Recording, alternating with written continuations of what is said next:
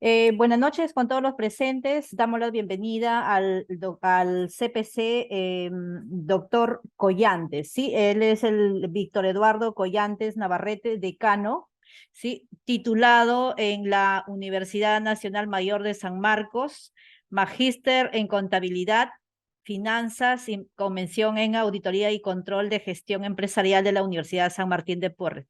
Doctor en Contabilidad y Finanzas de la Universidad San Martín de Porres, miembro adherente de la Asociación Interamericana de Contabilidad, docente de la Universidad Nacional Mayor de San Marcos, Facultad de Ciencias Contables. Bien, voy a dar pase al ponente en este momento para que pueda iniciar la capacitación. Profesor, lo escuchamos. Muy buenas noches. Voy a compartir la pantalla para poder iniciar la exposición. Y te voy a indicar que ha habido problema con la conexión de muchos participantes con relación al link, por eso están tratando de ingresar en este momento. De todas maneras, como va a ser grabado, vamos a retransmitirlo. Voy a compartir la pantalla. El tema de la corrupción es un tema muy importante para los contadores públicos porque dentro del desarrollo de nuestra carrera profesional permanentemente estamos no solamente observando, sino dentro de las labores como por ejemplo de la auditoría, necesariamente tenemos que estar vigilantes y detectando esta situación que se presenta permanentemente. La corrupción no es un tema que haya surgido recién, es un tema que se presenta desde muchos años atrás. Inclusive, si podemos hacer muy rápidamente un recuerdo, podemos decir que a través de la historia del Perú, lo que ha ocurrido desde el año 1750 hasta el año 1820, inclusive antes de la independencia, luego lo referente a la época temprana de la República del año 1821, 1859, el año 1860, 1883 o del 84 al 1930, y así sucesivamente hemos visto en la historia del Perú que siempre se han presentado casos de corrupción a través de los diferentes gobiernos democráticos y también de los gobiernos ocurridos con la dictadura que atravesó nuestro país durante muchos siglos. Entonces, tenemos que pensar que siendo un tema que ha sido permanente, los contadores públicos tenemos que estar no solamente vigilantes, sino conocer realmente lo que viene ocurriendo. En ese sentido, vamos a hacer esta exposición que consideramos, considero personalmente, que es muy importante en nuestra carrera.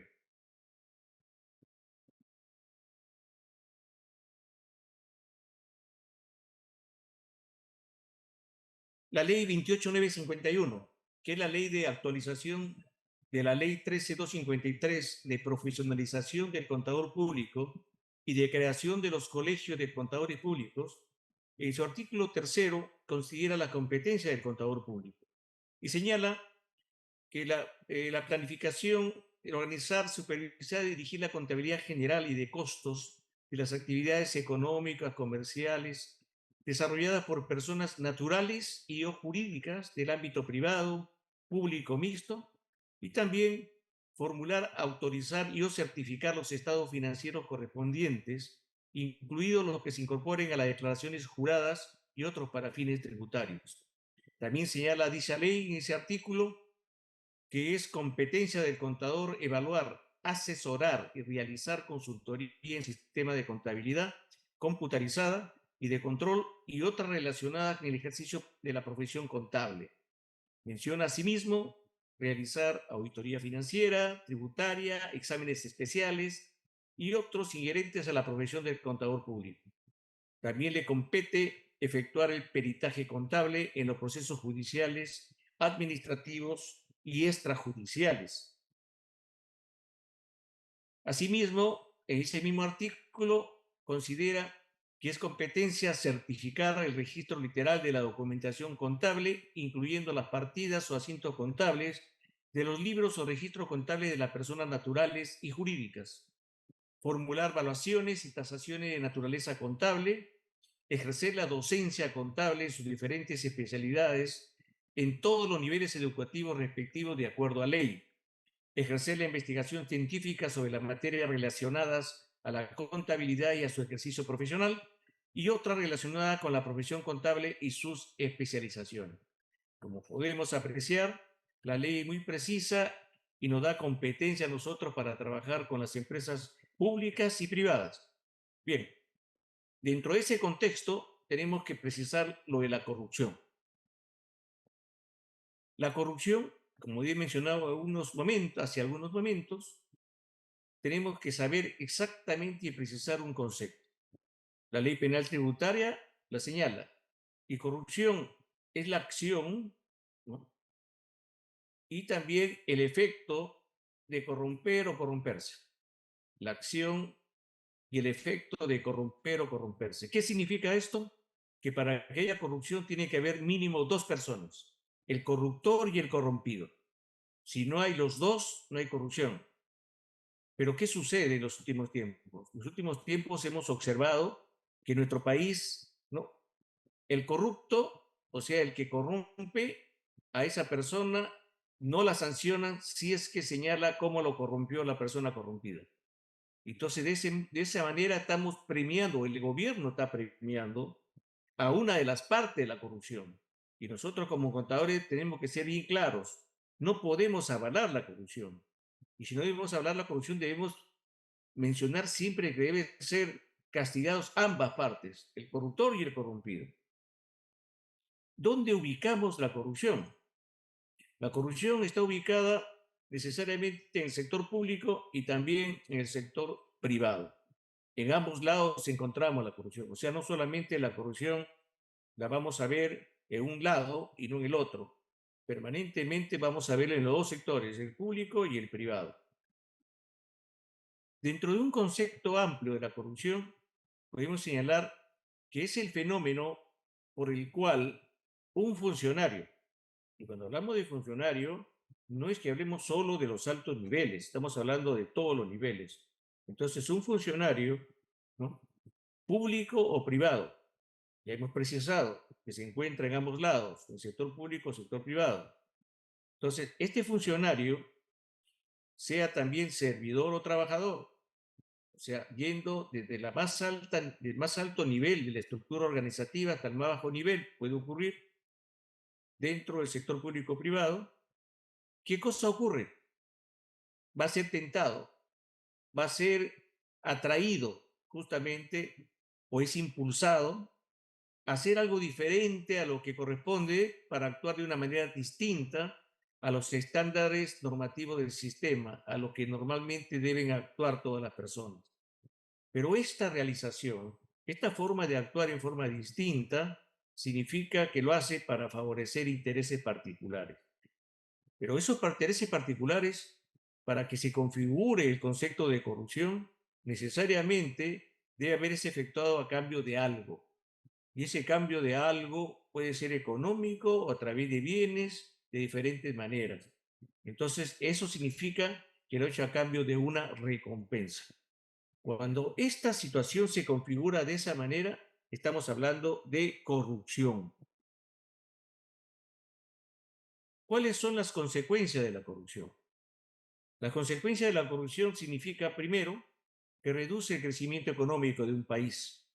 ¿Por qué? Porque el dinero que se paga en la corrupción, en las coimas, las famosas comisiones, compra de funcionarios de otros niveles, está reduciendo porque ese dinero, en vez de invertirse en obras, en producción, ¿no?, en bienes que necesita el Estado, es utilizado para pagar esas comisiones.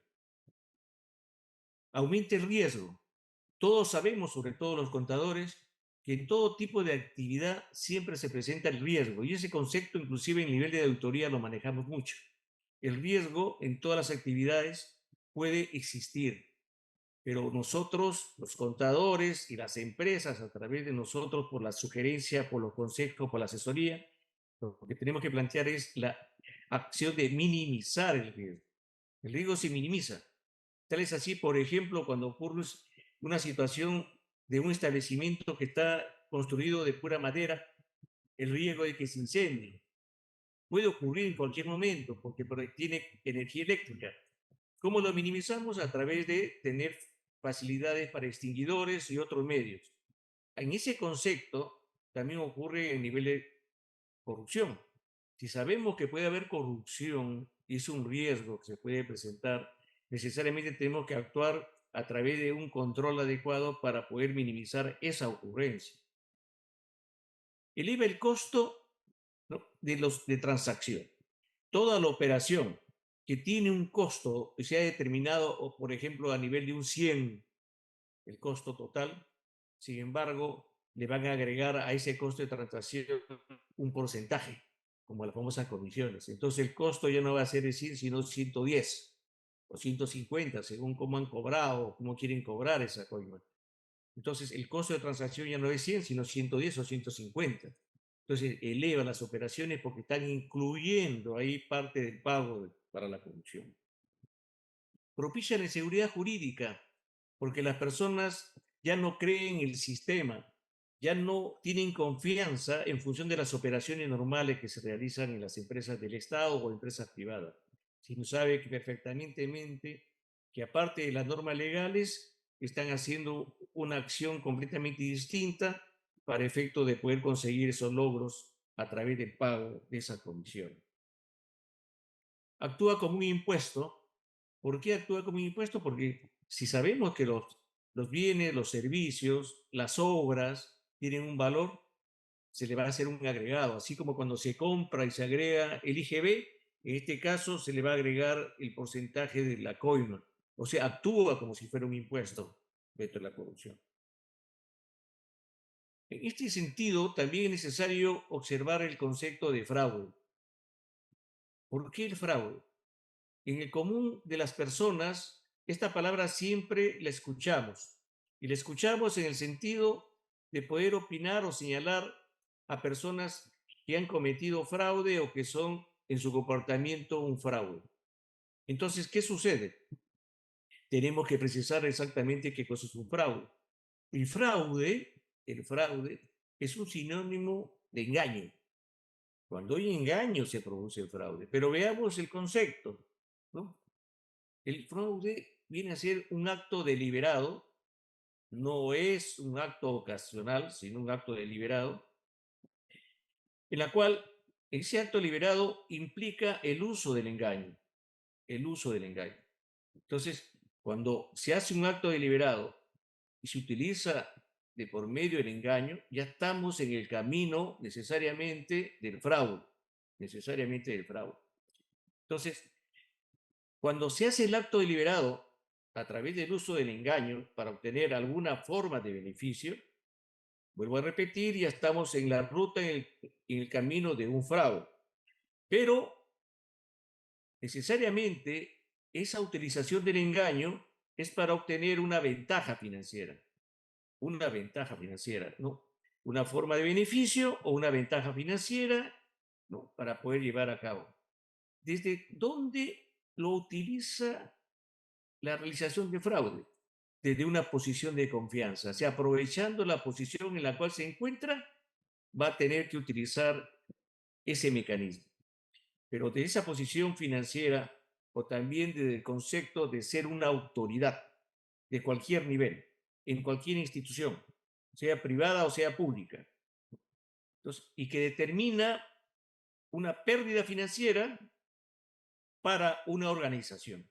Porque al final ese beneficio, esa acción del fraude va a perjudicar a la organización, sea privada o sea pública, necesariamente.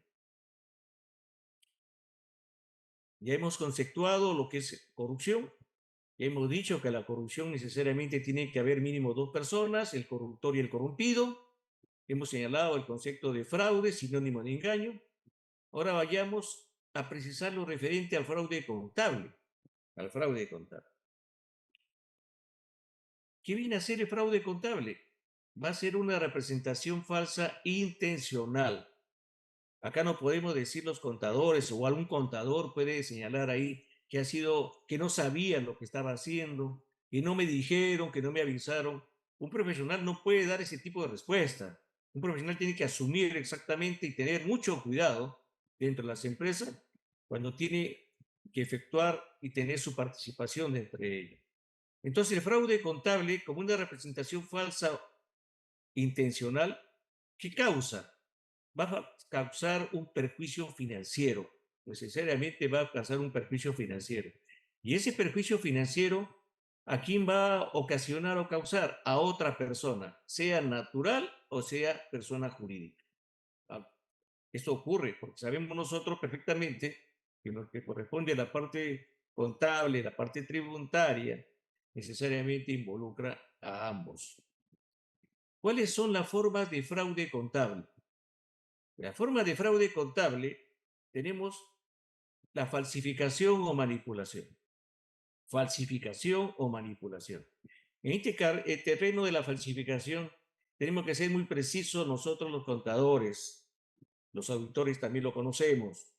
La falsificación ocurre en muchas empresas y voy a explicar y recordarles cómo lo observamos. Muchas personas a las cuales inclusive ocurre en su trabajo diario, cuando firman documentos, facultan o facilitan que alguien firme por él. Y tal es así que cuando hacen o permiten que alguien firme por él, ¿no? Sucede una acción muy interesante, que la persona cuando firma un documento y trata de firmar de acuerdo a su DNI, con el tiempo ya no firma igual que la firma el DNI. Ya tiene siempre una variación. Sin embargo, la otra persona a la cual le autoriza que firme por ella, lo hace mejor porque se parece más al DNI porque lo está dibujando. Entonces, ese tipo de contradicción de la firma se suele observar en muchos documentos. Yo siempre he dicho y lo digo a mis alumnos en las universidades, por ejemplo, nunca permitan que otra persona firme por usted. Nunca confíen que otra persona haga la firma por usted, porque puede llegar un momento, en circunstancias diversas o diferentes, que esa persona pueda mal utilizar su firma o pueda negarse en algún momento y crearse una serie de dificultades y problemas. Acá no se trata solamente de hablar, ¿no?, de lo que ocurre en las operaciones normales, sino también en el hecho cómo se lleva a cabo ese tipo de falsificación. Entonces, no estamos hablando solo de falsificación de documentos, también falsificación de las firmas, que es muy importante. La manipulación. Hay personal o personas que son manipuladas de una u otra manera para poder hacer acciones que están ceñidas con el engaño y orientadas hacia fraude contable. ¿Cuál es la otra forma de fraude contable?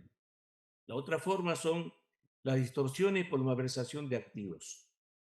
Ahí, este concepto tenemos también que precisarlo. Cuando se habla de malversación, hay muchas personas que lo primero que viene a su mente es la malversación de fondos. Ese es un término, esa es una acción negativa, exclusive considerada como delito, cuando ocurre en el Estado la utilización de recursos que han sido presupuestados para una actividad y son desarrollados y aplicados para otra. En este caso, lo que estamos hablando es malversación de activos. Los activos de la empresa, que son de diferente manera, por ejemplo, vamos a hablar de edificios y construcciones, los muebles y enseres, maquinaria y equipo, los equipos de cómputo y las personas mismas, muchas veces son utilizados por empresas diferentes a la que está mostrando sus estados financieros. Entonces, cuando, por ejemplo, en una empresa existen 10 vehículos, pero de los 10 vehículos solamente dos prestan servicio a la empresa y 8 están prestando servicio a otras empresas. Sin embargo, ese servicio se está cargando a la primera empresa. Los gastos, inclusive la depreciación, ¿no?, sea costo o gasto dependiendo la aplicación dentro de la empresa, dándole su uso definido. Y eso de utilizar esos esos automóviles, esos equipos automotrices en otra empresa, pero cargarla a la empresa, se está distorsionando la utilización de los activos, porque no es el activo dentro de la empresa, está en otra. Igual lo hacen, por ejemplo, con los locales en los cuales prestan servicio para otra empresa, pero dentro de sus operaciones están siendo registradas la misma depreciación, por ejemplo, del ejercicio económico, no la empresa que lo utiliza. Y eso lo hacen normalmente algunas empresas que tienen vinculación, las empresas vinculadas. Por eso que inclusive se cambió en un momento dado la ley del impuesto a la renta para efecto de aplicar ahí ¿no? Necesariamente las declaraciones juradas que permitían declarar ese tipo de utilizaciones, ¿no? Engañosas que podrían utilizarse. También en inversación de activos hay un factor muy importante que debemos mencionar. Los trabajadores, los recursos humanos. Hay personas que trabajan para otras empresas, sin embargo, en la planilla de la empresa primera está registrándose el pago de planilla, los gastos laborales que incurren. Entonces, estamos malversando. Y si eso no es una verdad, no es una realidad, es un engaño, es parte del fraude contable. Y que lo estoy remarcando, ¿no? Para efecto de poder precisarlo. Pero esta falsificación o manipulación y estas distorsiones por malversación de activos, ¿no? ¿Dónde va a ser reflejado? ¿Dónde va a ser afectado? En los estados financieros, ¿no? Eso se ve en el estado de situación financiera, porque estamos poniendo los activos, ¿no? Con la evaluación respectiva a través de su depreciación, que no corresponde, y en el estado de gestión estamos reflejando mayores gastos, disminuyendo la utilidad para efecto de pagar menos impuestos.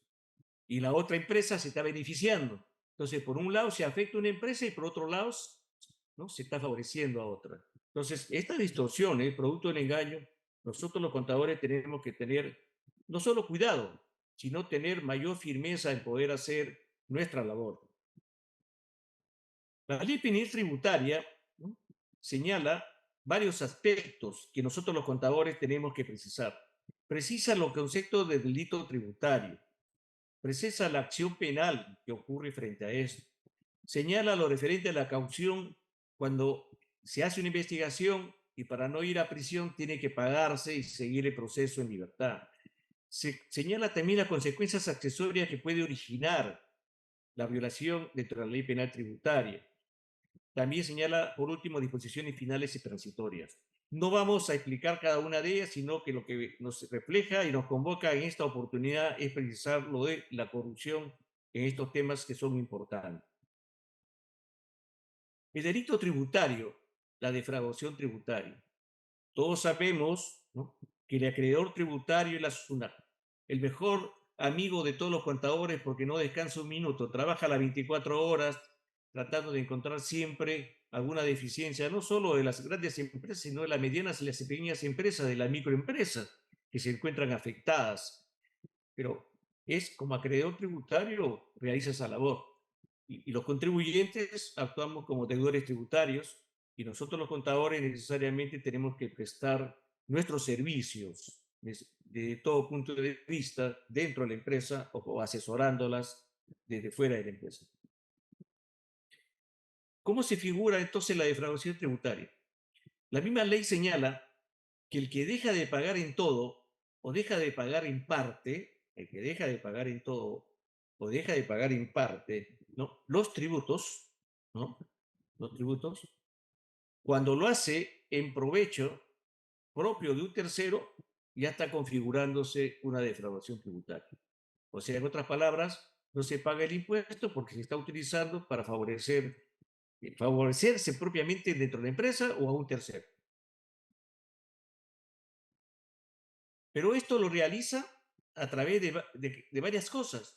Lo hace valiéndose de cualquier artificio, o sea, tratar de jugar esa situación, de cualquier engaño, cualquier astucia, cualquier ardid y cualquier otra forma fraudulenta, ¿no?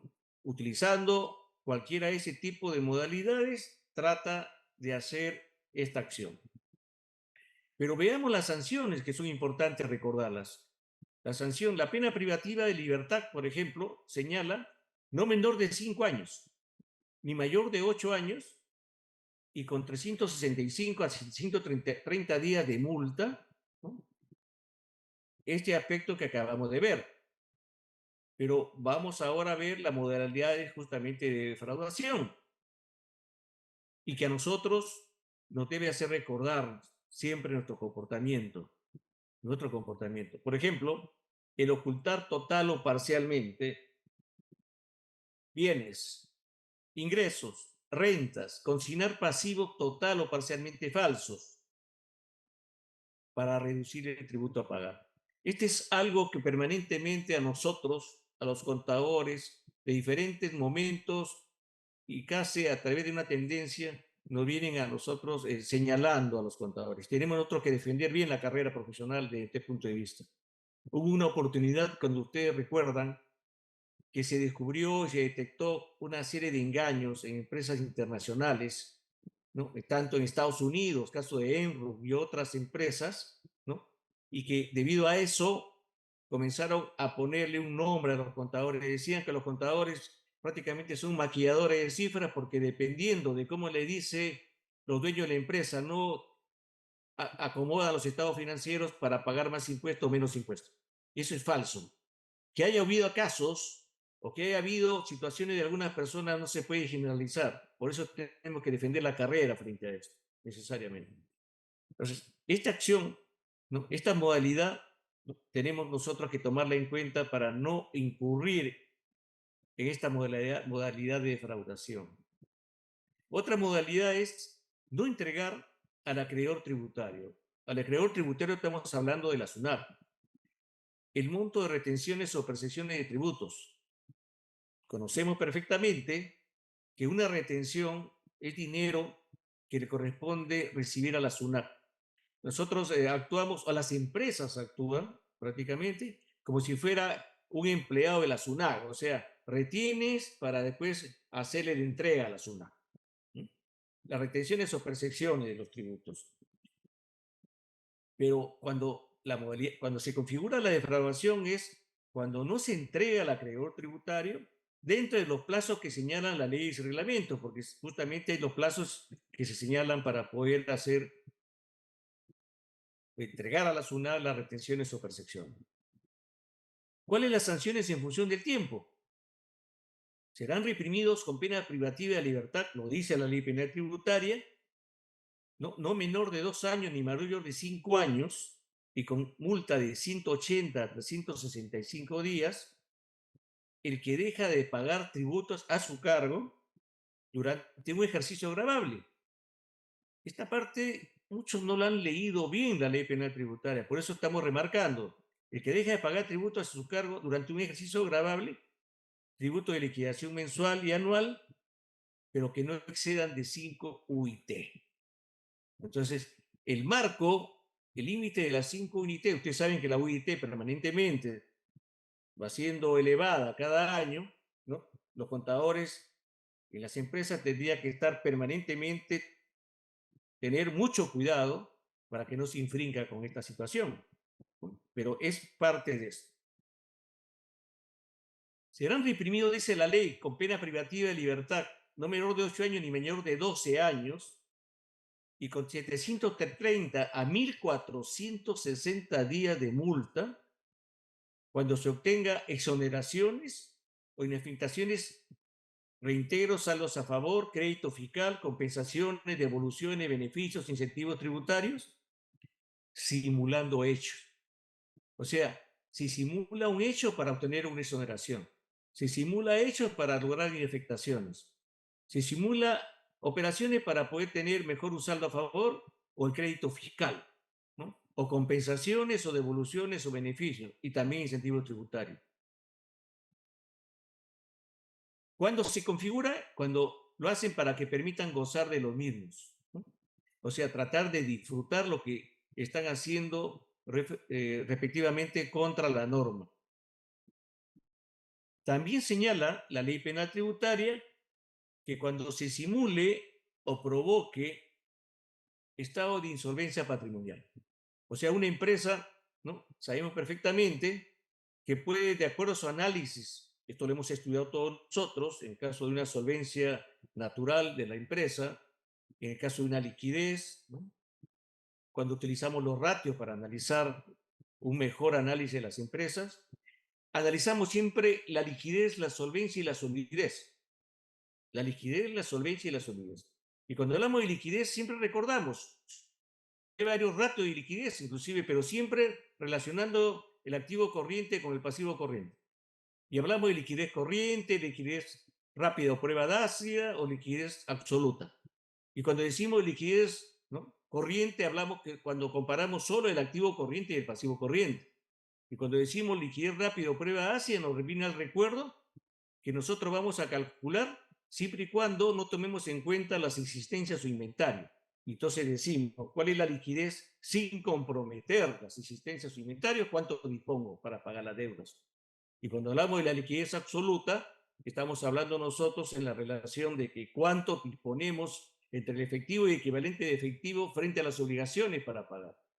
Entonces, ese es el ratio, el análisis de liquidez, y que también ahora dentro de ese esquema se analiza el capital de trabajo, ¿no? La relación del activo corriente frente al pasivo corriente para ver cuánto se dispone de capital de trabajo.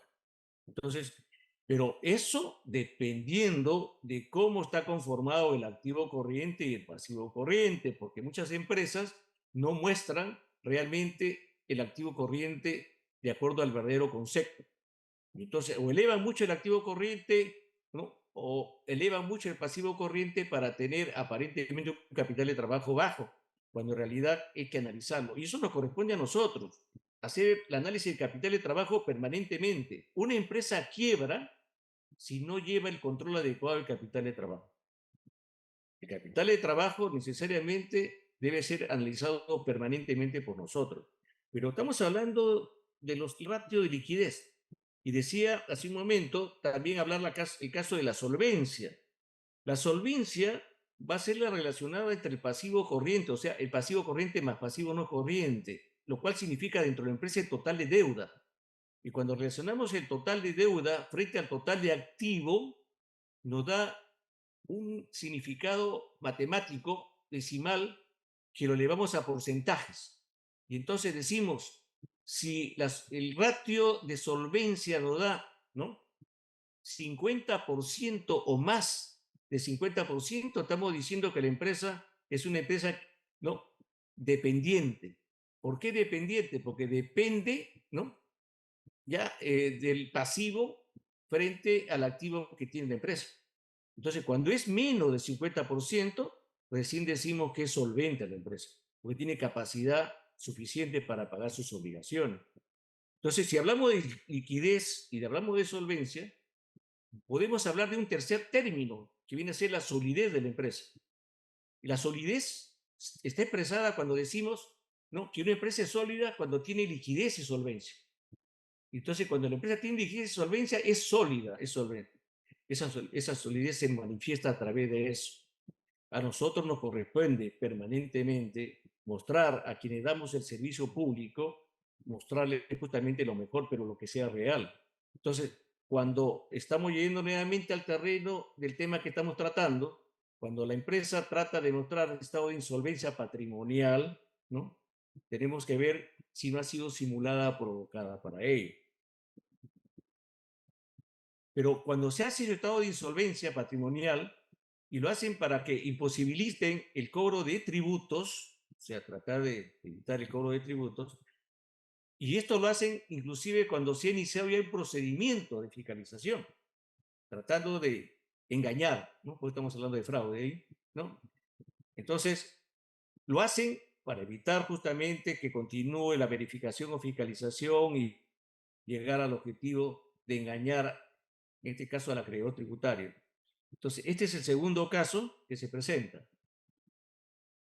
Luego dice, será reprimido con pena privativa de libertad, menor de 2 ni mayor de 5 años, 180 a 365 días de multa, aquellos que estando obligados a llevar libros y registros contables, la ley penal lo sigue señalando, incumpla totalmente dicha obligación, no anote actos, operaciones e ingresos, realice anotaciones de cuentas, asientos, cantidades, nombres y datos falsos, destruya o oculte total o parcialmente los libros y o registros contables o los documentos relacionados con la tributación. Entonces, esta configuración del fraude contable, la defraudación que se presenta, nosotros tenemos que tener mucho cuidado, estimados colegas que me están escuchando. Nosotros tenemos que actuar con mucha probidad, pero también demostrar que nuestra carrera, ¿no?, es para no incurrir en este tipo de situaciones. Porque en las empresas, cuando ocurre, lo primero, o al primero que van a señalar la culpabilidad o la responsabilidad va a ser el contador o contador. También existen los casos de inhabilitación en los delitos de defraudación tributaria. La pena debe incluir inhabilitación, no menor de 6 meses ni mayor de 7 años, para ejercer por cuenta propia o por intermedio de terceros la profesión, comercio, arte y industria. Este es uno de los aspectos que tenemos también que recordar siempre, ¿no? ¿Por qué? Porque los contadores que pueden no estar actuando de buena manera pueden justamente ser inhabilitados. También puede ocurrir que sea algo falso, que tratan de señalar una falta que no ha cometido el contador. Para eso el Colegio de Contadores debe tener su defensa profesional para los contadores. Hay muchos contadores que no tienen posibilidad de pagar abogados porque su ingreso no lo permiten. El Colegio de Contadores debe darle necesariamente esa facilidad, ayudarlos. Hay que ayudar a los colegas. Y si el colega realmente ha cometido ya una falta, debe reconocer esa. Ahí tendremos que aplicar el código de ética y en su momento el Tribunal de Honor si fuera necesario, pero nuestro colegio debe tratar de caminar y enrumbarse hacia un propósito de demostrar ante la ciudadanía, el país al cual nos debemos el servicio público, que nosotros sí tenemos probidad en nuestra carrera profesional. La acción penal, en la acción penal participan la autoridad policial, el Ministerio Público y el Poder Judicial, ¿no? Hubo un momento, un tiempo, hace algunos años, en los cuales salía en los periódicos, ¿no? El contador público de tal empresa fue detenido y salían en la prensa la foto del contador público en su domicilio, en la cual aparecía un policía, un fiscal con su cinta blanca, ¿no? Y el juez con su respectiva cinta también, para efecto de poder intervenir en su domicilio, su oficina. Actualmente lo seguimos viendo. Ustedes han visto que últimamente seguimos viendo eso, ¿no? ¿Por qué? Porque ha ocurrido esa falta. Pero yo les hago a ustedes una interrogante. En los últimos tiempos, los últimos sucesos que ha habido de corrupción, el caso de Odebrecht, por ejemplo, el caso de Odebrecht, por ejemplo, ¿qué ha sucedido? ¿Quién es el corruptor y quiénes son los corrompidos? El corruptor ha sido la empresa Odebrecht y los corrompidos, los funcionarios que pueden haber recibido, ¿no?, beneficios económicos o beneficios a través de bienes. Muy bien. Entonces, si recordamos el concepto que hice al comienzo, en la cual señalaba que para que haya corrupción mínimo debe haber dos, el corruptor y el corrompido, ¿a quiénes debe sancionarse? A los dos, no a uno. No se puede premiar a uno, porque entonces estamos incitando a que siga la corrupción siempre, ¿no? Vamos a corromper y seguimos señalando al que ha sido corrompido y no pasa nada, ¿no? No pasa nada, no sucede nada, no hay castigo. Entonces, cuando se dice, ¿no?, que a través de una norma hay un beneficio para el que delata al contrario, estamos prácticamente quebrando el concepto de corrupción. Nosotros, en alguna medida, debemos hacer, ¿no?, seminarios o discusiones o talleres para discutir la corrupción y aportar ante el Congreso proyectos de ley que encaminen realmente el concepto y nos permitan actuar de manera diferente en bien de la población del Perú. La caución que es impuesta en caso de defraudación tributaria por el juez cuando dicta el mandato de comparecencia para no ser detenidas las personas, ¿no?, o por la sala penal al resolver sobre la procedencia. Entonces la caución la señalan. Si no se paga la caución, la persona va detenida. Ahora yo les hago otra interrogante. Les hago otras interrogantes. Cuando sucedió el caso de Odebrecht, ¿no?, se supone, igual que las empresas grandes como esa o otras empresas, siempre han sido auditadas. Las empresas son auditadas de ese nivel. La pregunta es, ¿se han puesto a pensar qué empresa de auditoría le hicieron la auditoría a esas empresas que han sido señaladas como corruptas? Hay empresas grandes, internacionalmente conocidas, ¿no? Y la pregunta nuevamente viene, ¿has visto en los periódicos, hemos escuchado en la radio, hemos visto en la televisión, si se ha sancionado a los auditores, que a la hora de que emitieron su dictamen, emitieron un dictamen limpio? O sea, no vieron nada de los pagos de la corrupción. O sea, no revisaron a dónde fue dirigida la cantidad de dinero que ingresando a estas empresas era para pagar las coimas. ¿Dónde figura? ¿Cómo fue registrado? ¿En qué cuenta lo afectaron? No creo, no me atrevo a decir que hayan creado una cuenta que diga coimas por cobrar o coimas por pagar, ¿no? Eso no puede ser, ¿no es cierto? Pero entonces, ¿dónde lo ocultaron? ¿En qué cuentas? Es un tema de investigación muy importante para nosotros. Y ojalá muchos de los contadores que me están escuchando, o auditores, o que están en maestría o estudiando doctorado, puedan hacer una tesis sobre eso. Me gustaría también estar o apoyarlos en ese sentido. Pero es importante ponernos a pensar. Entonces, ¿por qué? Porque si han incurrido en esa falta, también deben ser sancionados. Deben ser sancionados, porque están perjudicando la carrera profesional. Las consecuencias accesorias, ¿no?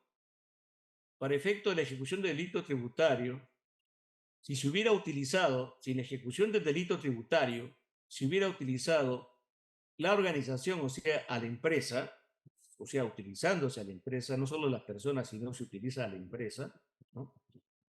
Y esta puede ser persona jurídica o también un negocio unipersonal o cualquier tipo de empresa, ¿no? Se podrá aplicar, dice la ley, ¿no? El cierre temporal o clausura definitiva no menor de 2 años ni mayor de 5 años. Y también el cierre del establecimiento, oficina o local que pueda tener. Pero también esto se podrá aplicar a través de la cancelación de las licencias, derechos o otras autorizaciones administrativas. Todos sabemos perfectamente que muchas veces las licencias así nomás no se pueden, ¿no? Cancelar, pero a través de la ley penal tributaria, si se ha ocurrido todo esto, puede efectuarse, ¿no?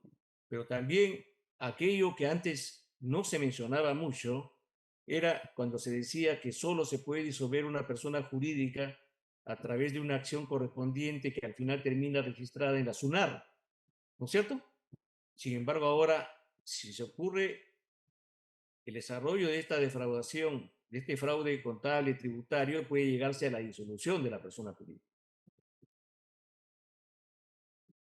Bien, mis estimados amigos, ¿no? En función de un tiempo no muy extenso, he tratado de un tiempo razonablemente empleado, explicarles, recordarles, porque ustedes también esto lo han estudiado en algún momento, la ley penal tributaria, cuál es lo que refleja el contador público frente a la corrupción. Nosotros tenemos que estar frente a la corrupción, no al lado de la corrupción ni con la corrupción, frente a la corrupción, para poder detectar, ¿no?, diferentes niveles, ¿no?, donde ocurre. En la parte de auditoría, por ejemplo, sabemos perfectamente cuando se realiza la auditoría financiera en las empresas del Estado, ¿no?, hay un reporte que tiene que entregarse a la Contraloría. Es un reporte que se llama reporte de indicios de fraude. Y ese reporte de indicio de fraude que está señalado en el manual de auditoría financiera refleja aquello que el auditor ha logrado verificar y ubicar. Pero no, ese informe, reporte de indicio de fraude, no se entrega a la Contraloría, no se entrega a la empresa, perdón, a la entidad. Se entrega solo a la Contraloría para que pueda seguir desarrollando el proceso de investigación y los trabajos pertinentes, ¿no? Eso necesariamente tiene que hacerse. Por consiguiente, y en la empresa privada, también tenemos que tener cuidado, porque muchas veces bajo la amenaza del despido o bajo la amenaza de cambiarlo de lugar o de puesto, ¿no?, pueden estar abusando del comportamiento de muchos profesionales. Y quiero concluir esta exposición diciéndole lo siguiente. Dentro de nuestra lista número 3 que postulamos al Colegio de Contadores Públicos de Lima, tenemos colegas que estamos imbuidos, que tenemos no solamente la necesidad de organizar dentro del colegio capacitación permanente de todos los niveles, sino que también tenemos imbuidos la defensa profesional. En estos momentos nuestra carrera tiene un peligro muy grande que no se está diciendo. Yo sí lo estoy diciendo en la campaña. El peligro de afectar al contador público en quitarle la auditoría gubernamental, porque esa carrera la quiere tener la Contraloría General de la República, ¿no?, como un monopolio de la Contraloría. Solo ella, nadie más va a poder aplicar la auditoría gubernamental, solamente ellos. Entonces, ese es un peligro para los auditores y para la sociedad de auditoría. A la sociedad de auditoría se le viene en estos momentos, por ejemplo, creando un gran problema. Antes, las auditorías del Estado lo pagaban las mismas entidades a la sociedad de auditoría. En la actualidad, pasó a que la Contraloría sea la que haga los contratos y pague. Todas las sociedades pensaban que se iba a cumplir, lo cual es falso. La Contraloría no paga el adelanto puntualmente, pagan 15 días o 20 días o más y las sociedades tienen que sufragar el pago de sus auditores. Las sociedades de auditoría están quebrando y eso es un aviso que tenemos que tener en cuenta. Tenemos que defender a la sociedad de auditoría y por ende los auditores, porque los auditores están dentro de la sociedad de auditoría. El comité de auditoría tendrá un papel muy importante y si ustedes, ¿no?, apoyan a esta lista y me ungen como decano del Colegio de Contadores Públicos de Lima, saldremos en defensa de esta labor. Muchas gracias a todos ustedes.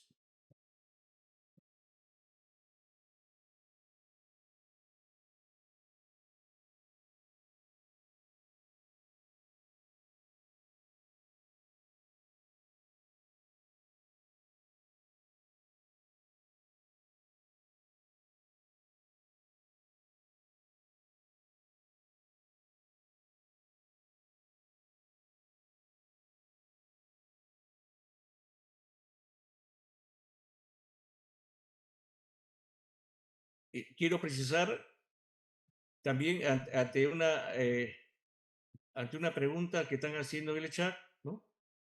Y antes de responderle, decirle algo.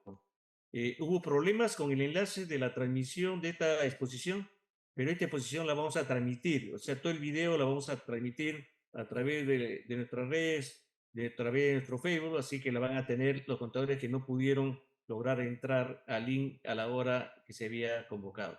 Acá, por ejemplo, me preguntan sobre la auditoría forense financiera. La auditoría forense, por supuesto, no solamente es necesaria, es importante, ¿no? Pero en la auditoría forense, ¿no?, que últimamente está teniendo bastante boga y participación de los contadores, ¿no?, tenemos que tener mayor capacitación para nuestros agremiados.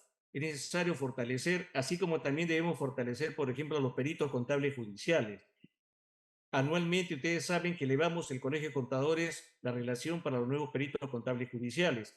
Entonces tenemos que preparar más peritos contables judiciales, tenemos que preparar más auditores forenses, ¿no? Tenemos que preparar más auditores financieros, pero acá hay un detalle que quiero aprovechar frente a la pregunta. Cuando salen los nuevos profesionales, los nuevos contadores, a hacer el ejercicio profesional, muchas veces no tienen campo de acción porque les piden experiencia. Queremos desarrollar un punto importante, el asunto de las prácticas, ¿no?, tanto de los últimos grados de estudio, los últimos niveles de estudio de las universidades, como los colegiados recién jóvenes, que no tienen experiencia en el campo. Demos la oportunidad. Inclusive, dentro de los equipos de auditoría, pongamos a los jóvenes que puedan aprender las experiencias que hemos tenido y de esa manera, en el corto tiempo, los jóvenes que asuman esas responsabilidades vayan cumpliendo con esta labor.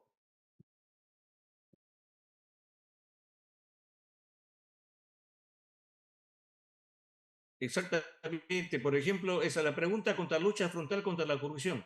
La vamos a dar, la vamos a dar, pero la vamos a dar con el ejemplo. Por ejemplo, en el Colegio de Contadores, si obtenemos el triunfo que esperamos lograr con el apoyo de ustedes, queremos hacer una reestructuración administrativa primero. Hay que reorganizar el colegio y reorganizarlo desde el punto de vista con un nuevo FODA, con una nueva estructura y que el personal que trabaje en el Colegio de Contadores sea un personal que atienda amigablemente a los contadores. Nosotros somos los dueños del colegio. Nosotros no podemos ir como pidiendo un favor a los empleados del colegio. Los empleados del colegio deben tratar bien, con bastante sensibilidad y comprensión, inclusive a los mayores. Pero no debe haber ningún tipo de maltrato. Por eso llevaremos a cabo también ese tipo de informes que nos hagan para poder mejorar el comportamiento. Pero en la lucha de corrupción, mis estimados colegas, tenemos no solo que dar el ejemplo, sino que exigir que la corrupción, ¿no?, sea a todos los niveles la lucha contra la corrupción, necesariamente.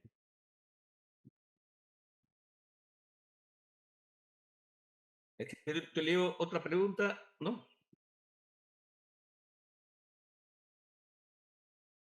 Por ejemplo, en caso de lo demás, me pregunta un colega referente que tiene también, aparte de ser contador, es abogado. Nosotros, por ejemplo, en la auditoría, hacemos grupos que participan en la auditoría multiprofesionales, o sea, plurales. Cuando hacemos una auditoría, participa el abogado para ver la parte legal de los exámenes que hacemos. Participa el ingeniero civil para participar en la parte de las obras que tenemos que revisar. Participa un ingeniero informático, porque necesariamente tenemos que verlo aparte de los sistemas de las empresas. Digo, si es una auditoría dentro de un campo determinado y se incurren otros profesionales, si es una universidad, un pedagogo, ¿no? Si fuera un hospital, necesariamente tengamos la ayuda de un personal médico que tenga experiencia para poder ayudarnos en esta parte. Entonces, siempre los equipos son pluriprofesionales, necesariamente, ¿no? Son los especialistas que nos ayudan en la carrera. Por eso es que hemos establecido dentro del plan de trabajo alianzas y convenios con los otros colegios profesionales. Necesitamos hacer alianzas. Los abogados necesitan de nosotros y nosotros también de los abogados. Los ingenieros necesitan de nosotros y nosotros también de ellos. Cuando he planteado, por ejemplo, un nuevo centro de esparcimiento, ¿no? No es una aventura, es simplemente hacer algo que sí es viable. Si hacemos un convenio con el Colegio de Ingenieros, si ellos necesitan y nosotros a ellos, podemos hacer buenos proyectos y tener a un mediano plazo, ¿no? Un centro de esparcimiento que pueda ayudar a los contadores y sus familias a tener también, ¿no? Un descanso que son merecidos necesariamente. Bien, he tratado de responder las preguntas que me han hecho en el chat, ¿no?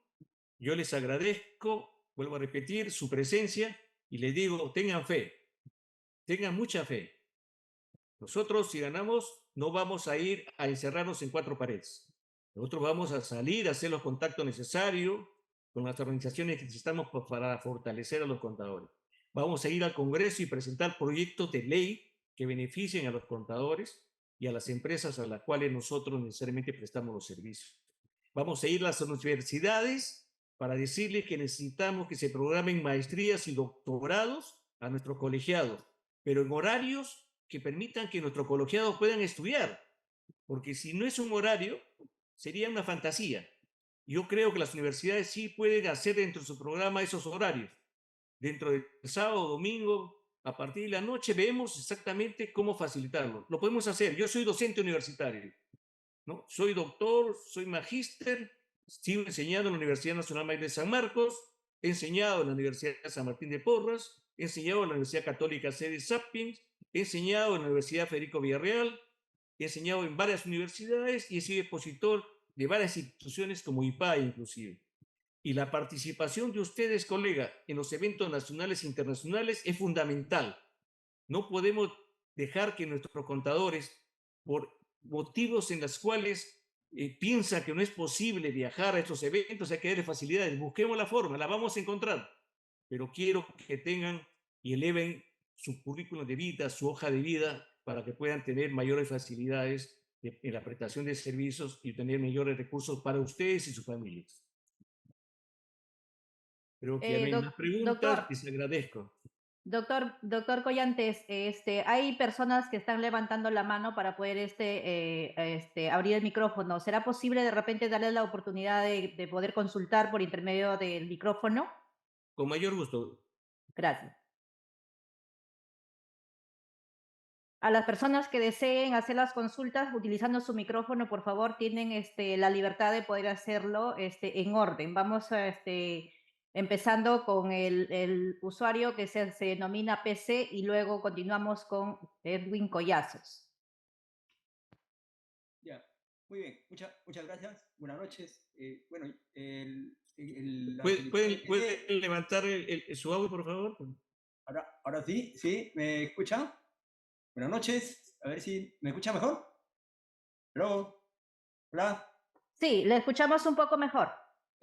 Lo saludaba previamente y también saludar al docente, al profesor, al doctor Víctor Collante. Bueno, también agradecerle por su magnífica exposición. En cuanto a mi pregunta, a mi inquietud, está relacionado ¿Cómo podríamos explicar, sabiendo que hay una legislación tributaria, cual ha expuesto el doctor Collantes? A pesar de ello, la informalidad ha crecido, ¿no?, grandemente, y pues la relación de deudor-acreedor tributario pues está en una situación bastante conflictiva. En tal sentido, yo quisiera pedirle al doctor, a ver, ¿por qué, cuáles son las razones para que se produzca esta situación? Pienso que, no sé, eso es mi pregunta. Y gracias por la respuesta. Bien, le agradezco la pregunta. Miren, voy a comenzar a mencionarle, por ejemplo, lo que ocurre con la MIPE tributaria. ¿Qué pasa con las empresas que están, ¿no?, afectas al MIPE tributario? Estas empresas de MIPE tributario están obligadas a llevar su registro de compras, su registro de ventas y su diario simplificado. Compras, ventas y su diario simplificado. Muy bien. Pero ¿qué ocurre? El diario simplificado es un diario que para utilizarse se tiene que necesitar y conocer, ¿no?, un plan de cuentas. Se tiene que conocer lo que es un activo, un pasivo, un patrimonio, los ingresos, gastos, para determinar la utilidad. Las empresas que tienen IPE tributario, en una gran mayoría que se han acogido a la microempresa, no conocen, pues no tienen inclusive necesidad de conocer todo eso, pero están obligadas a que dentro de estos libros, ¿no?, en los registros de compras, ventas y diario simplificado, cumplan con las obligaciones que señala la norma. Entonces, la MIPE tributario, ¿a quién va a acudir? Tiene que recurrir a un profesional contable. Ahí viene el primer problema, ¿no? ¿Cuánto pueden pagar por los servicios de un contador público colegiado para poder desarrollar esta labor? ¿No es cierto? Y más aún, cuando presenta su declaración jurada anual, porque tienen que presentar su declaración jurada anual, ¿no? ¿Qué pasa con la declaración jurada? ¿No? La primera hoja, el primer dato que tiene que reflejar ahí es el nombre del contador y la número de matrícula del contador. Entonces, ¿qué significa? Que ya están obligados a tener un contador, ¿correcto? Y eso no lo dicen cuando hacen las exposiciones tributarias porque no quieren asustar a los pequeños empresarios. Entonces, el pequeño empresario se encuentra en dificultades. Y no solamente eso, sino que tiene la obligación de presentar sus declaraciones mensuales. Sus declaraciones mensuales, tiene que presentarlas, ¿no? Su ingreso, tiene que presentar su registro de compra, su registro de ventas, pagar el impuesto a la renta, lo que le corresponda, ¿no? Y declararlo. Muy bien. Pero para poder llenar eso, esa información de declaración jurada mensual, tiene que haber llevado primero el registro de compras y ventas, saber llevarlo, saber llevarlo. Tienen dificultades ellos. Entonces, vuelvo a la pregunta inicial. El contador público tendría que hacerlo. ¿Cuántas microempresas hay? ¿Cuántas están en el MIPE tributario? Hay miles, son la mayoría, son más que la cantidad de empresas, ¿no?, que se encuentran registradas en la SUNAT. Entonces, el Colegio de Contadores no puede estar ajeno de esto. Vamos a tener que crear dentro del colegio, ¿no?, un área específicamente para tratamiento de las MIPES tributarias. Y acá viene lo que le decía a ustedes, los profesionales nuevos que están sin trabajo, ¿no es cierto? O los mismos contadores que pueden tener horas para poder ayudar a este tipo de trabajo, hagámoslos. O sea, concertemos un plan que ayude justamente a la MIPE tributaria. Y salgamos afuera. ¿A dónde afuera?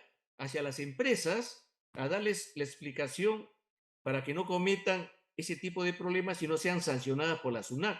Hay una gran cantidad de MIPES tributarias sancionadas por la SUNAT. Ha llegado el momento inclusive que muchas MIPES ya no pueden seguir trabajando porque presentaron la declaración jurada un día, varios días después de la fecha de vencimiento y han sido sancionadas, ¿no? Y los intereses siguen corriendo. Entonces, hay problemas con la micro y pequeña empresa, ¿no? Eso es en cuanto a eso. Entonces, tiene relación el tema con la pregunta cuando hablaban de la informalidad. Porque, ¿qué pasa con lo que acabo de decir? ¿Qué cosa pasa con el pequeño capitalista, el que tiene una pequeña inversión que ha hecho para la microempresa? ¿No? ¿Va a querer seguir? ¿No? ¿Va a tener que llevar sus libros o quiere trabajar en forma informal? Esa respuesta y ustedes la están recogiendo, ¿ok? Entonces, tenemos que buscar esa parte. Y otro aspecto es, la SUNAT no actúa igual para la empresa grande que para la pequeña empresa y los pequeños, no actúa igual. A las grandes empresas, como tienen abogados, staff de abogados que pueden dilatar y dilatar los procesos, en cambio la pequeña y mediana empresa, los pequeños empresarios no la tienen. Entonces tenemos que encajar en esa parte. Haremos los eventos necesarios, ¿no? Para poder capacitar a nuestros contadores, pero también ir al servicio de la comunidad, ir hacia ellos, no esperar que vengan a nosotros, hay que ir a ellos y concertar con ellos este tipo de acciones. Puede ser también las alianzas que podemos hacer, que hemos dicho varias veces, que se puede hacer con las empresas para poder llevar a cabo.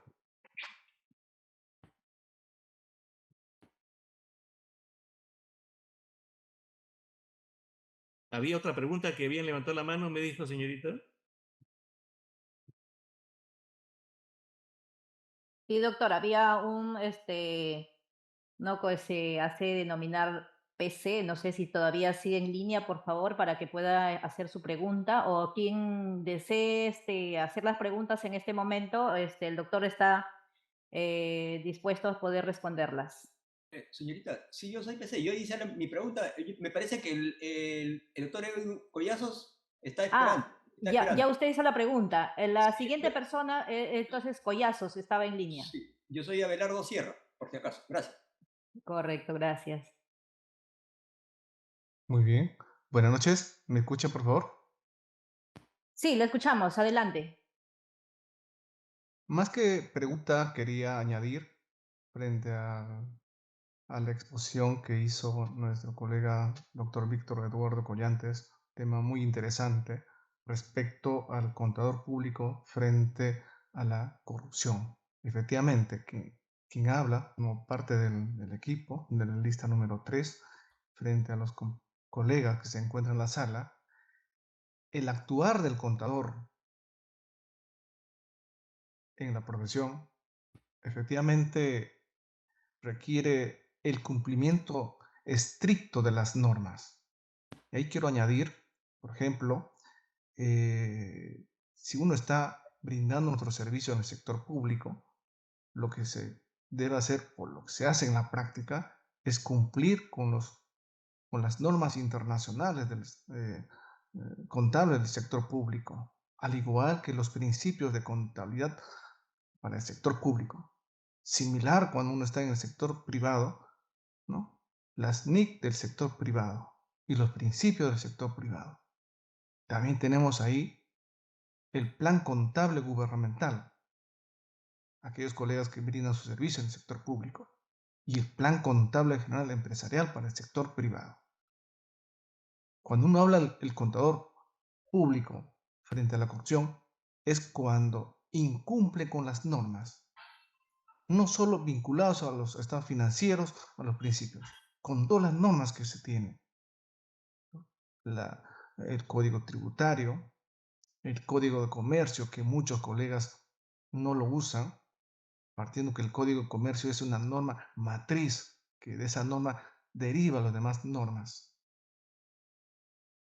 El incumplimiento de las normas lleva a que la gestión, el desempeño del profesional de la contabilidad sea débil y como tal inclina más a la corrupción. En ese sentido, nosotros cuando estamos al frente en el Colegio Contador Público de Lima, como dijo nuestro colega doctor Víctor Collantes, haremos el acercamiento con la SUNAT. Esta es la entidad del Estado que debe promover al cumplimiento estricto de las normas. Y si las normas están débiles, se buscará reforzar gradualmente. Señores colegas, efectivamente, la profesión contable debe resaltar en cumplimiento de los Objetivos de Desarrollo Sostenible, la ODS, que se ha iniciado en 2015 y va a finalizar en 2030.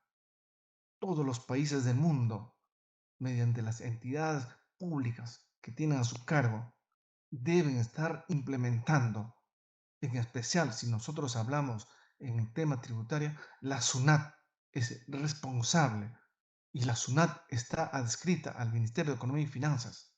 Entonces, desde el ángulo que uno se encuentra, vamos a poner los esfuerzos necesarios a favor de la profesión contable.